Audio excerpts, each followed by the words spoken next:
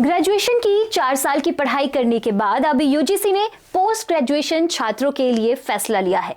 UGC ने PG courses के लिए नया फ्रेमवर्क तैयार किया है, जिसमें स्टूडेंट्स के पास बीच में कभी भी पढ़ाई छोड़ने या फिर शुरू करने का ऑप्शन होगा। यह फ्रेमवर्क नई शिक्षा नीति को ध्यान में रखकर तैयार किया गया है।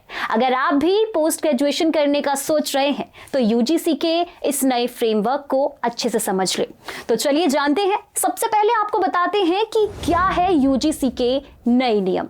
अगर आपने 3 साल का ग्रेजुएशन कोर्स किया है तो आप 2 साल का पीजी प्रोग्राम चुन सकते हैं, जिसमें दूसरे साल आप रिसर्च पर अपना पूरा ध्यान भी लगा सकते हैं। अगर आपने 4 साल का ऑनर्स या फिर रिसर्च के साथ ऑनर्स प्रोग्राम किया है तो आपके लिए 1 साल का पीजी प्रोग्राम भी होगा।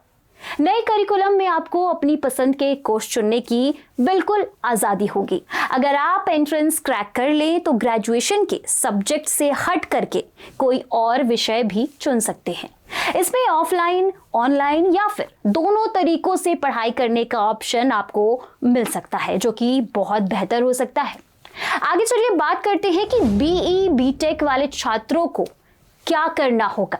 तो बीई बीटेक वाले छात्रों को करना होगा 2 साल का पीजी कोर्स। नए फ्रेमवर्क के तहत 4 साल के बीई बीटेक वाले छात्रों को पोस्ट ग्रेजुएशन 2 साल के लिए ही करनी होगी।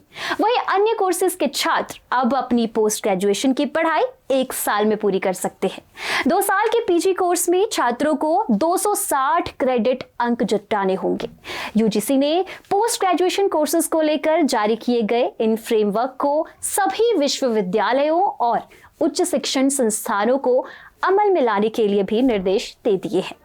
पीजी फ्रेमवर्क को नेशनल क्रेडिट फ्रेमवर्क यानी कि एनसीएफ के साथ जोड़ा जाएगा।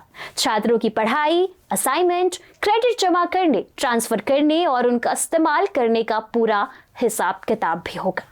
तो अगर आपको ये खबर इंफॉर्मेटिव लगी हो तो अपने दोस्तों के साथ शेयर करना बिल्कुल मत भूलें और हमारा चैनल सब्सक्राइब जरूर कर लें और साथ ही बेल बटन भी प्रेस करना बिल्कुल मत भूलिएगा। धन्यवाद।